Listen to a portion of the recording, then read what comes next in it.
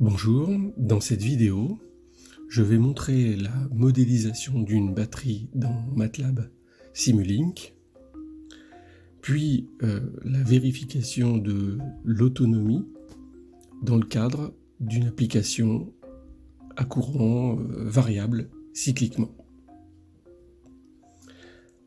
Alors pour commencer, il faut une batterie.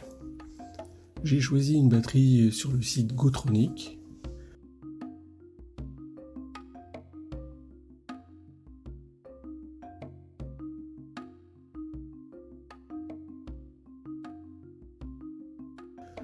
Ce sera une batterie 6 volts, 4,5 ampères.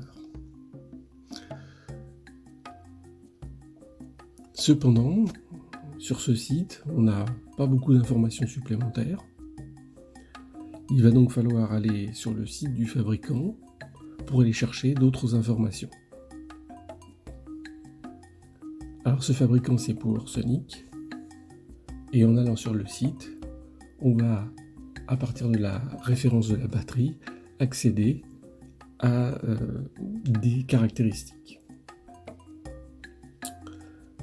Alors, pour faire une modélisation fiable, il faut un certain nombre de renseignements, c'est-à-dire les caractéristiques nominales de la batterie, donc ici 6 volts, 4,5 ampères, sa résistance interne, 25 milliohms, ainsi qu'un point de fonctionnement, et ici j'ai choisi 4,5 volts pour 2,75 ampères. On peut retourner dans MATLAB pour commencer la simulation. On va aller chercher le composant batterie dans Simscape.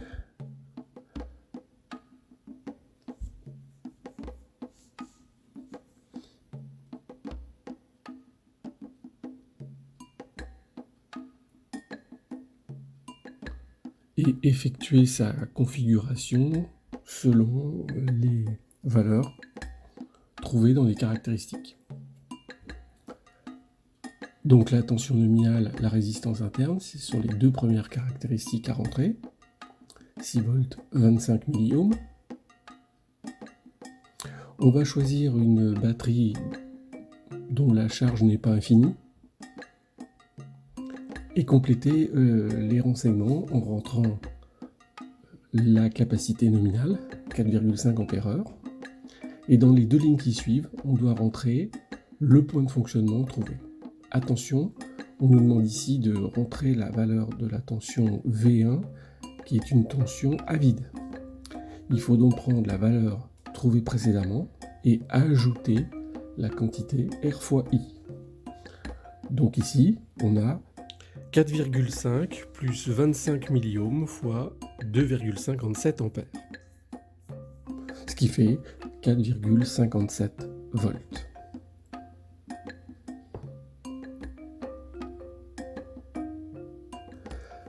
Ceci pour une charge de 2,75 ampères heure. Sur l'onglet variable, on coche la ligne charge et on rentre la valeur de la charge, ici 4,5 ampères heure. Voilà, c'est terminé pour notre batterie. Alors bien sûr, maintenant, il faut qu'on mette des récepteurs pour que notre batterie débite une certaine intensité. Ici, on va choisir d'utiliser un composant très pratique, qui est une source de courant, qu'on va utiliser comme récepteur absorbant un courant constant.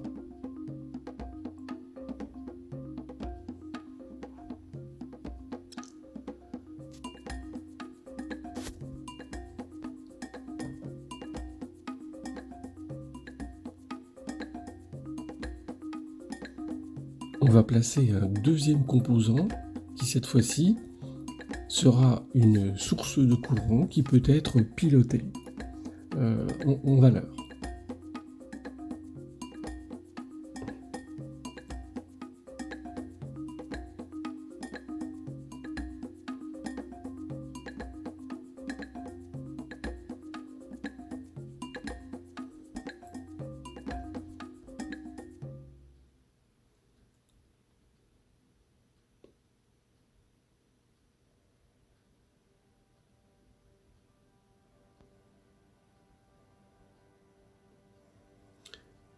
Il faut maintenant ajouter tous les composants qui vont permettre d'effectuer les mesures.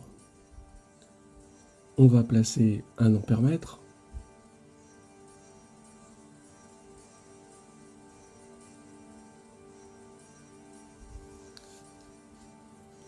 ainsi qu'un voltmètre,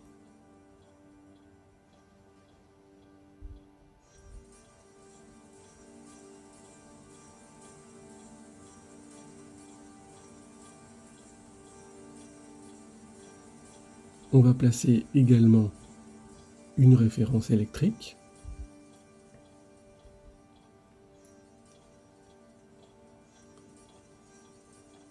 il faut placer aussi le solveur,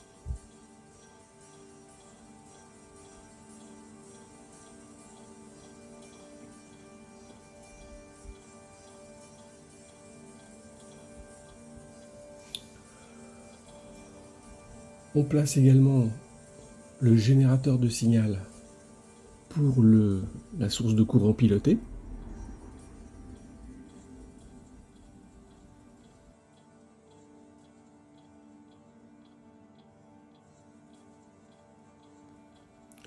Il faut placer les composants d'affichage de la tension et de l'intensité.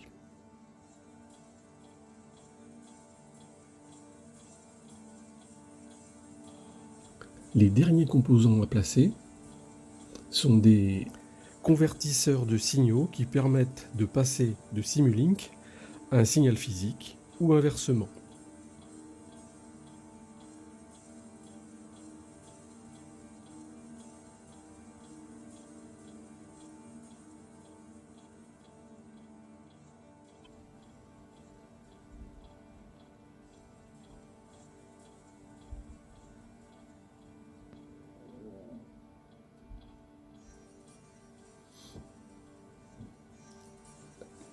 Il faut maintenant effectuer tout le câblage du circuit. Et on peut remarquer que ce câblage va être de couleurs différentes selon que le domaine dans lequel on se situe. Le câblage électrique apparaît en bleu.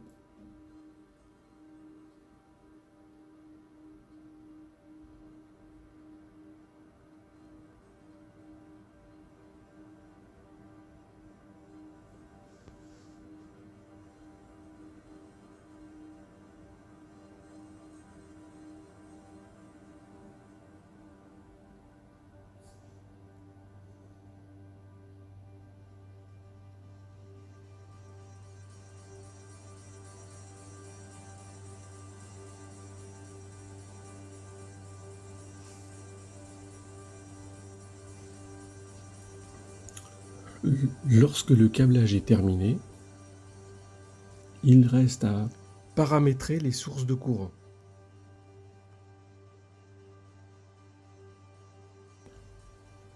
Donc le premier récepteur absorbera 0,5 A.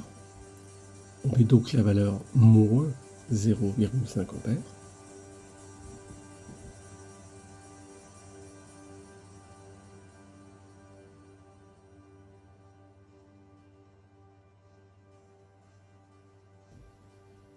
Et le deuxième récepteur absorbera également moins 0,5 A pendant 20 minutes par période d'1 heure. La valeur du paramètre amplitude est donc moins 0,5. La période 3600 secondes. Et le temps de fonctionnement 33%.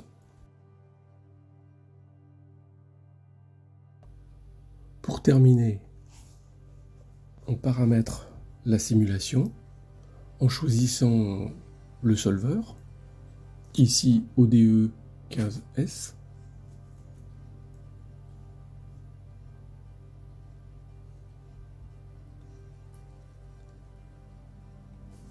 Et en réglant la durée de simulation à 20 000 secondes, ce qui fait environ 5h30.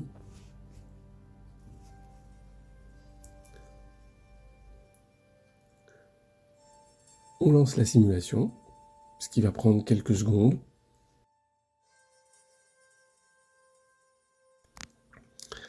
Et maintenant, on peut afficher le résultat en utilisant les scopes. Voici l'intensité.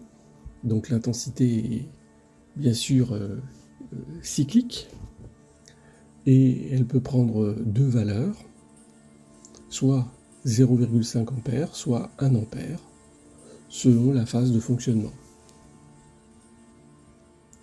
On va modifier légèrement l'affichage pour que ce soit plus clair.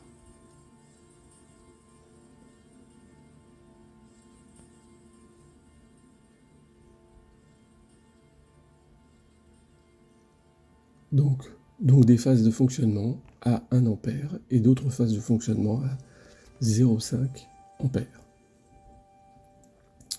La tension, eh bien on constate facilement la décharge de la batterie au fil du temps.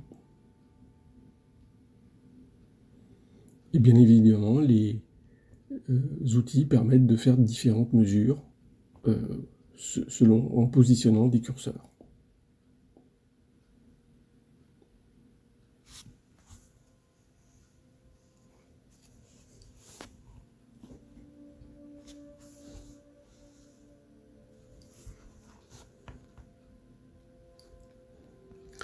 Alors maintenant, il nous reste à exploiter ces mesures pour déterminer l'autonomie de la batterie.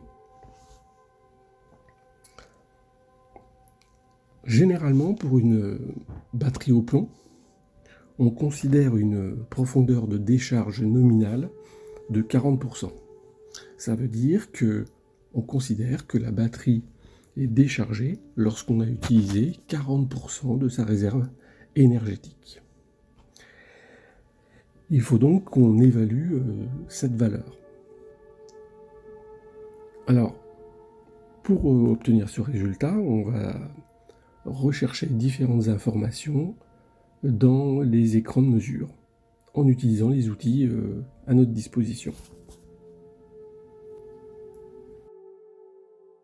Une première remarque, c'est qu'on peut constater que sur une portion de la caractéristique de tension,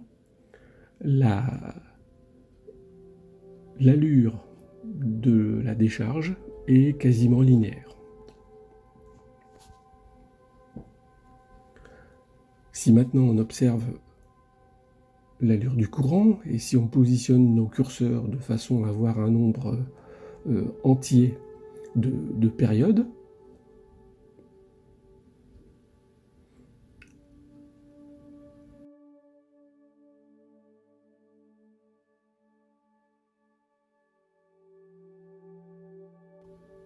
il est très facile avec l'écran des statistiques d'obtenir différentes informations sur les signaux et notamment la valeur moyenne du courant qu'on trouve sur la ligne mean.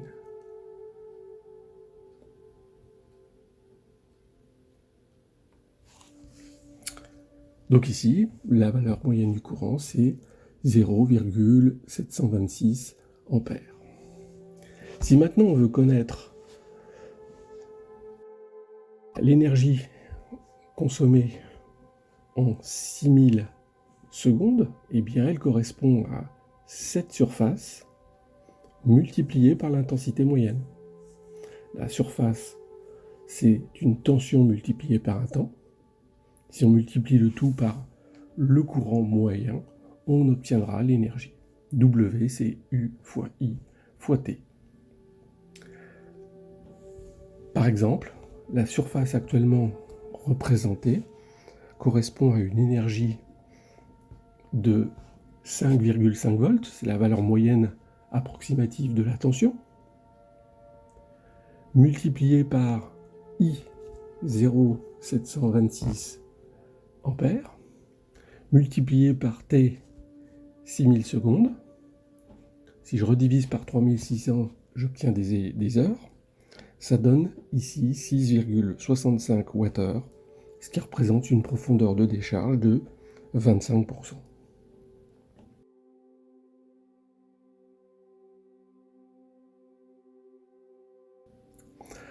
Alors pour faire le calcul d'une manière plus simple, on va utiliser un tableur qui est fourni dans la description.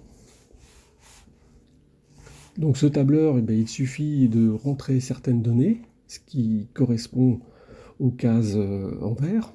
Donc il s'agit essentiellement de la tension nominale de la batterie, sa capacité nominale. La profondeur de décharge, généralement, on la laissera à 40%. Et enfin, on va rentrer comme valeur le courant moyen mesuré directement dans MATLAB.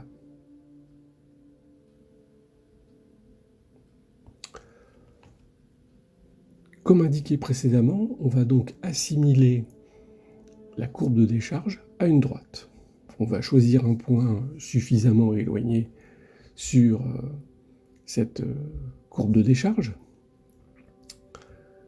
Ici, on va prendre le point correspondant à 12 000 secondes. Et à 12 000 secondes, on a une tension de 3,9 volts. Valeur qu'on va rentrer dans le tableur.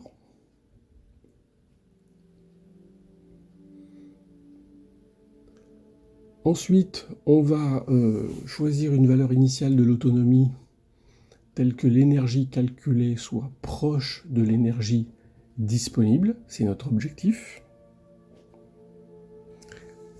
Et enfin, pour terminer, on va utiliser le solveur qui va donner la solution. Et ici, la solution, c'est 10 477 secondes. Donc, nous avons épuisé, entre guillemets, la batterie au bout de ce temps. C'est-à-dire qu'on a consommé 10,8 Wh dans ce temps-là. Alors, un calcul très simple permet d'évaluer ce temps en heures. Il suffit de diviser par 3600. Et donc, dans l'exemple qui est ici, on a une autonomie qui est légèrement inférieure à 3 heures.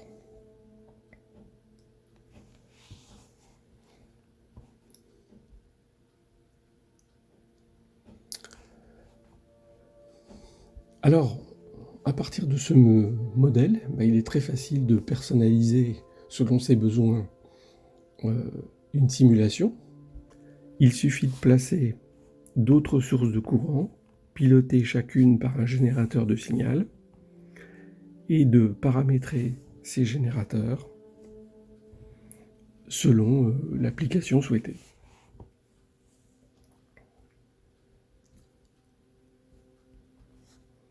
Voilà, c'est terminé. C'est à vous maintenant